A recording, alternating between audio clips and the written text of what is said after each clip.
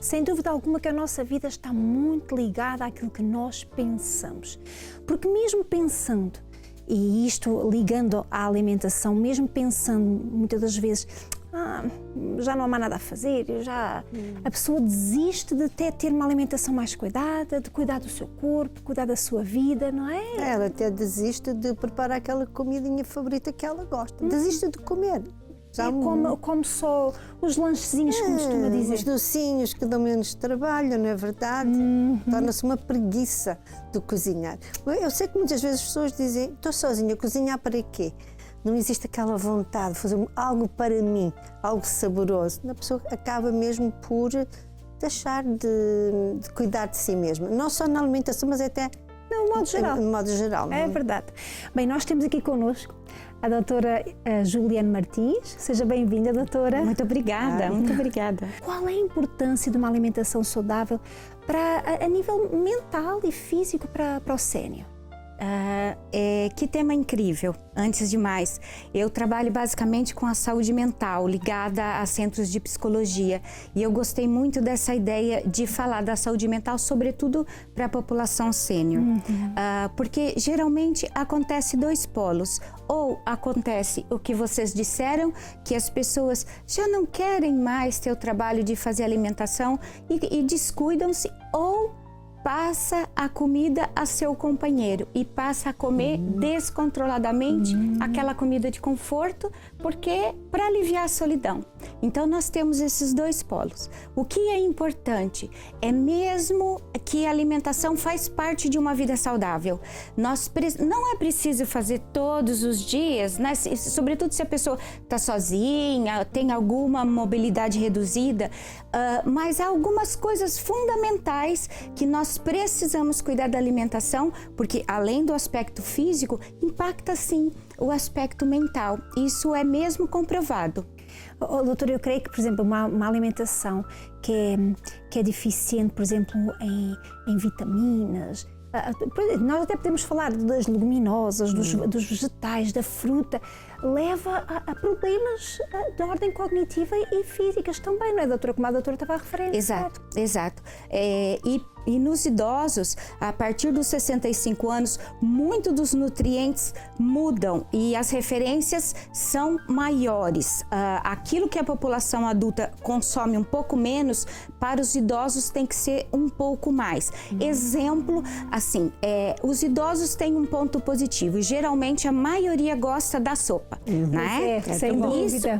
Isso ajuda mesmo muito, porque ali nós buscamos vitaminas e minerais. E sobretudo também se a gente coloca as leguminosas na sopa. Excelente. Entretanto, também tem um hábito de comer só a sopinha à noite. Isso não é um hábito saudável. Isso é interessante falar, doutora. Porque, por exemplo, o português, principalmente o português, e o sénior, só come a sopinha à noite. Exato. Isso não é um bom hábito. E vou dizer por quê. Porque falta a parte da proteína. E na sopa, embora se tenha um pouco de leguminosa, tenha um pouco de proteína, mas mesmo assim não é suficiente, porque os idosos precisam de mais proteína do que a população adulta. É normal, com o processo de envelhecimento, nós perdermos massa muscular. E a gente pensa às vezes que massa muscular é só para termos músculos. Não, é para poder amarrar um sapato, tirar, colocar o sapato, sentar, levantar. Isso tudo é força muscular e nós dependemos da proteína. E ao contrário dos hidratos de carbono, do açúcar, do pão, que nós estocamos facilmente no nosso corpo, a proteína não. Então, se os idosos não consomem a proteína ao jantar, só sopa, vão dormir, se de manhã come só um pãozinho com manteiga e um leite que não é muito, fica muitas horas sem o consumo proteico e isso faz com que perca rapidamente massa muscular. Então, é mesmo importante, se tem um hábito só da sopa, pode manter a sopa, desde que pode ser ou um ovo, ou um queijo branco, ou um pedacinho, não é preciso muita proteína, mas é preciso ter uma carne magra, sempre acompanhar a sopa. E pode tranquilamente também fazer o prato para aqueles que têm hábito. Mas a proteína à noite é fundamental. E nós vemos que uma parte, e nós falamos na cultura portuguesa da sopa, eles acompanham a sopa com pão. Exato. Simples, exato, na verdade. Exato. O pão ou a broa, em alguns casos, mais no interior. E eu já ouvi pessoas sérias dizer para mim: à noite eu não como carne porque a carne cai-me mal. Agora, também depende a que horas é que a pessoa janta. Exato. Na verdade. Tem a ver, não é, doutora? Tem a ver o horário para a pessoa comer uma proteína e poder deitar-se tranquila sem sentir-se mal na digestão. Temos muita opção de proteína, não necessariamente tem que ser a carne. Exato. Pode ser um peixe cozido, pode ser o ovo, pode ser um queijo branco, tem várias opções. Ou mesmo a leguminosa, de vez em quando, também é importante. Muitas vezes a leguminosa à noite, para aqueles que têm problema de flatulência, de gases, ela não digere tão fácil. E os idosos faz parte do nosso processo de envelhecimento. O nosso metabolismo vai ficando mais lento. E acontece que o nosso sistema gastrointestinal, ele funciona como se fosse um pulso, ele fica mais lento. Então, trabalha mesmo menos. E é por isso que é comum problemas intestinais nos idosos, porque o intestino é mais devagarzinho. Era isso que eu ia perguntar. Sendo o intestino o nosso segundo cérebro, não é verdade? Até que ponto, portanto, essa parte é importante as pessoas prestarem atenção a essa parte intestinal, a alimentação que devem ter, não é verdade? E os cuidados, as precauções que eles devem ter, porque muitas vezes eles ficam com fatulência, eles não se sentem bem, começam a ter muitos gases, começam a ter problemas, também não andam, não caminham. Que também ajuda. Exatamente. Também a água é um fator muito importante. Os idosos, é normal, as nossas papilas gustativas na boca, nos idosos, são menos sensíveis. Então, o que acontece? Tem tendência ou a salgar demais a comida, que isso é um problema português. Nós consumimos muito sal. Os idosos, muitos têm problema de hipertensão, tem que ter a redução do sal, ou muito açúcar, porque o paladar já não é mais o mesmo. Então temos que ter cuidado, e também tem menos sede. Não podemos esperar para beber água ter sede. Não, temos que quantificar, ter sempre uma garrafinha, um copo d'água por perto e ir tomando ao longo do dia. Uma estratégia interessante para saber se estamos desidratados ou não: sempre olhem a cor da vossa urina. Se não tiver transparente, é sinal que está faltando água. E a água também ajuda no intestino saudável e assim, as bactérias boas e o equilíbrio do nosso intestino depende de muitos fatores, e de uma alimentação equilibrada é mesmo fundamental. E também para o aspecto cognitivo, gorduras boas. Ainda bem que aqui nós temos o azeite, que é uma maravilha, né? Mas em termos cognitivo, para ter uma cognição funcional, também precisamos do ômega 3, que é presente no salmão, na sardinha, né, nos peixes gordos em geral, na sarda, e também na linhaça, o óleo de linhaça. Isso seria importante colocar na alimentação, porque o nosso impulso nervoso depende dessa gordura para ele ficar mais ágil.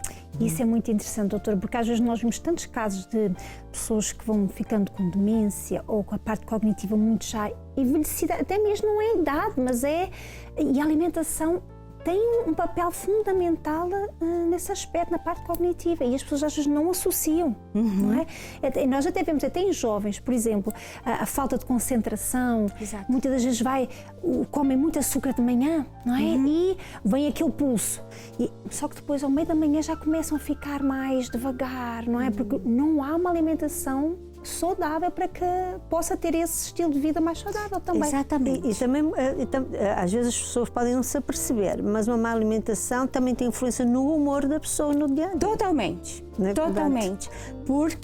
Porque quando dizia a matéria dos pensamentos negativos, isso tem mesmo influência, porque se nós consumimos muito açúcar, às vezes dá um pico de excitação, mas ao mesmo tempo que dá o pico, baixa rápido. Então, oscila muito o humor.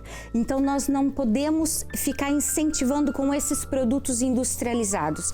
A base da alimentação tem que ser carnes magras, ovos, leite, queijo, iogurte, porque precisamos do cálcio, vitamina D, uma exposição solar frequente, não é preciso muito tempo, mas um pouco por dia, cerca de 15 minutos, é muito importante para os nossos ossos obviamente, as frutas e os vegetais, e não esquecer de beber a água. Doutora, sabe que há muito este mito, falo daqui de Portugal, de que para ter uma boa alimentação é preciso gastar muito dinheiro. Nós não podemos comer, quem me dera comer aquilo ou outra coisa, mas é tão caro. Mas não é verdade, para não, doutora?